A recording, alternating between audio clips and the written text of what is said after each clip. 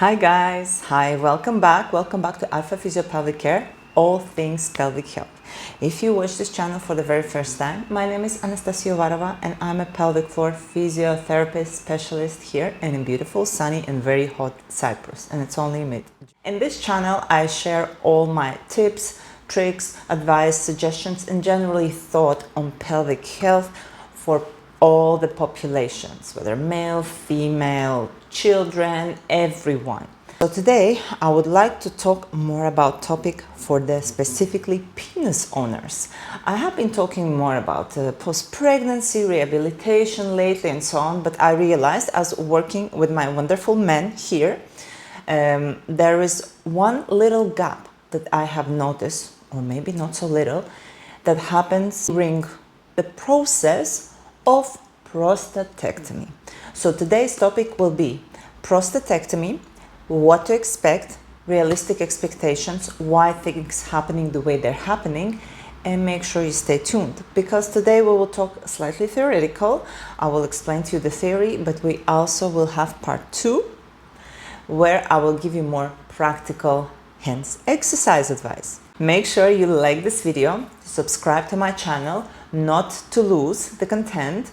I'll truly try to share my best possible advice, and you can always take away some bits and pieces and can always bring up to your healthcare professional to discuss and generally raise awareness about pelvic health. What is, first of all, prostate and why prostatectomy, why it needs to be done, what is happening and why there are many surprises, especially in my population, in my patients that I see again and again and again. And I must say, not very pleasant surprises for the person quite often. So, number 1, prostate. What is prostate? Prostate is a gland that sits under the bladder in a male and produces the liquid for the semen, for the sperm, and this liquid is needed in order to counterbalance the acidic environment of vagina when intercourse happens, ejaculation happens, and also so the conception, if desired, can happen. That's the nature of it, all right, in a very simple term. And today I will again not dwell into a lot of anatomy. I think this is the most basic anatomy that you need for today's content and for today's information. So prostate is quite small gland, so it's about a walnut size, yeah, as you can see also in the picture. But because it's kind of a bit of a spongy tissue, with the age, it has a tendency to increase and enlarge.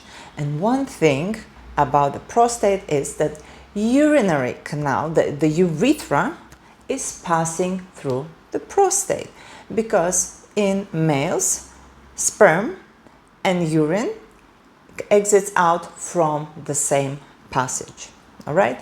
So the urethra is passing through the prostate. It's passing right in the middle. What happens is, could be the age, could be maybe some pathology, it could be cancer, it could be benign enlargement of prostate. For whatever reason, prostate quite often needs to be removed. It's one of the most common operations in andrology and urology. I will not dive deep into each of the pathology because when the decision is made to remove the prostate, the decision is made to remove the prostate and the process mostly is the same for whatever the reason is. These days, again, in Cyprus here and most Western countries, the prostatectomy is done laparoscopically. That means several keyholes are made around abdomen, the biggest keyhole made around the navel, and the prostate is removed. This said, in older times, and I'm not sure if this is a common practice, maybe it does somewhere exist, sometimes maybe it's the only way necessary, there is a prostatectomy where the cut is done around perineum. And this is usually a larger operation, a larger cut, slightly slower recovery. I have not yet seen in my practice I must admit, these kind of operations, all my prostatectomy patients came with laparoscopical prostate removal. There are two news when it comes to prostatectomy. One bad news and one good news. The good thing is that the good news are usually better, and the bad news is something that I see that is not clearly discussed with my clients. Most of my clients come back after prostatectomy and they leak urine. They are incontinent, all right? Because if the leak of urine interferes with your life and it's regular, it's daily basis, it is considered an incontinence. And it comes to them as a huge shock because this have not been mentioned, or it has kind of in between mentioned, or it was some kind of minimized, or they were told, oh well, don't worry. This is what my quite few clients that I've seen now with prostatectomy, quite a lot. And also I talked to the women whose husbands had prostatectomies, and they were in almost absolute shock that they leak urine after the prostatectomy. And this is where the good news comes, and where I would like to clarify. Number one, when the prostate is removed, let's have a look at the prostate operation, of the operation itself. When the prostate is removed, usually it is not in its best state. Most of the times it's enlarged, and most of the times it's quite a lot enlarged. People before going to prostatectomy already struggle with urination. It can be dribbling, it can be delayed voiding. Men will have to press and push in order to urinate, and usually it is a struggle because remember, prostate sits around the urinary urethra. When the prostate is removed, suddenly all that pressure disappears, all that constriction disappears. This is number one. Number two, as you can see, prostate sits under the bladder, and when it's small and tiny, okay, it sits there and doesn't distract anything. When a prostate is really large and you can feel the large prostate and it is large, I have assessed multiple males with enlarged prostate, it's there. You know it. When you assess enlarged prostate, especially when it's significantly enlarged, you can feel it, right? So when the prostate is enlarged, it starts to press bladder as well. On one hand, it can create urgency, so already bladder is kind of irritated. On the other hand, again, the urine flow is slower because of all that compression. So imagine now this prostate is removed, and it's not just an apple taking out of the box, right? There is a lot of nerve endings. There are muscles, there are blood vessels, there is tissues, there is all this, everything. So the prostate is carefully removed, manipulated, pushed, pulled, tugged. The abdomen is usually swollen up in order to make space so the surgeon can maneuver in that space.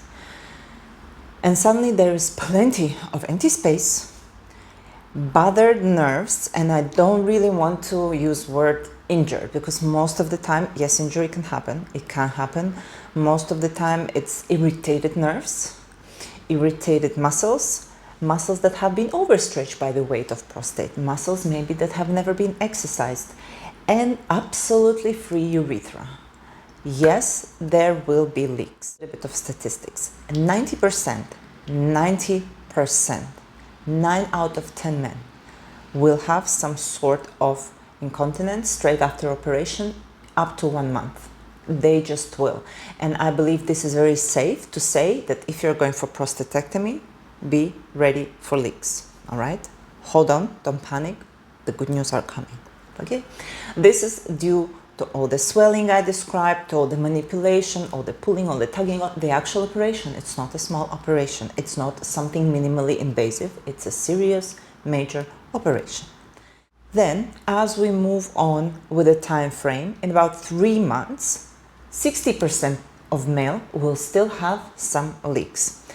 This is where the frustration sets in, and I totally understand, especially when a person was very active, going to gym, active social life, active sexual life, and suddenly all those leaks suddenly some erectile dysfunction. This can also happen temporarily, okay? Again, good news, temporarily. This where the frustration starts to set in. 6 months, this drops to about 35%. Okay, so in a half year, it's gonna get better and better and better. And up to 1 year, most of the people, those 9 in 10 that had issues, will become 9 in 10 that don't have any issues. Unfortunately, 10% might stay with persistent urinary leaks. This is research fact, and I think it's a matter of being honest to say this to your client, to a patient, as a surgeon, or me as a pelvic floor physiotherapist if somebody asks me. This is not the fault of your surgeon, okay? Prostatectomy, although it's a big operation, if the urologist surgeon performs it, they do it day in, day out. They know what they're doing. Sometimes it's not that surgeon did something wrong, okay? It's not negligence, it's not a mistake. This is the risk of this kind of operation. Things will get better, and you can actually help yourself to make things better. Now, a little theory on how to make things better, and then I wrap up this video, and in the next video I will show you how to make things better. Most of the time when male come for prostatectomy, they have never, ever heard about pelvic floor existence and Kegel exercises, even the basic Kegel exercises, right? Pelvic floor exercises. So it's very important to educate. If it happens to be my client that is going for prostatectomy, I will absolutely educate them on pre-rehab. I will educate them on how to find their pelvic floor muscles, how to start to be aware of them, how to start working, give them some pelvic floor exercises so the muscles, the brain, the nervous system is prepared to jump on into rehab of strengthening the muscle and working them after the surgery. Pre-rehab is as important as after rehab. And then comes after rehab. The exercises for pre-rehab and after rehab are about the same, okay? There is not much difference. We're strengthening pelvic floor. The difference is with intensity and how often we repeat them. Straight after operation, we don't want to be too intense. We gradually increase those exercises. So before prostatectomy and after prostatectomy, pelvic floor exercises for male is a must. And this is something I wish that more men know, that more surgeons promote, because this is not often the case. I hope this video shed some light on prostatectomy. So make sure you like and subscribe and stay tuned, because in the next video on prostatectomy, I will show you those specific exercises that you can do before and you can do after to help yourself to get to those people who don't have any leaks as soon as possible. Thank you very much, and we'll see you soon. Bye.